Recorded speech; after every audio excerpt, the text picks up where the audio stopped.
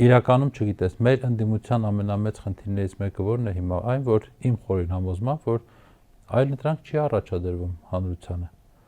Բոլորս ասում ենք լավ, ու ճիշտ ենք ասում, սխալ չենք ասում։ Նիկոլը խաղաղություն չի բերում։ Լավ, բայց մենք ոնց ենք բերելու այդ խաղաղությունը։ Կա ազնիվ զրույց ժողովրդի հետ, որ այդ խաղաղությունը նվաճելու համար հնարավոր է պետք է անցնել ինչ-որ դժվար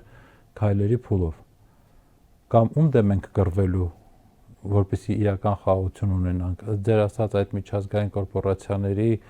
աշխարհաքաղաքական կենտրոնների եւ այլնի դեմ, թե Ադրբեջանի, Ալիևի եւ այլնի։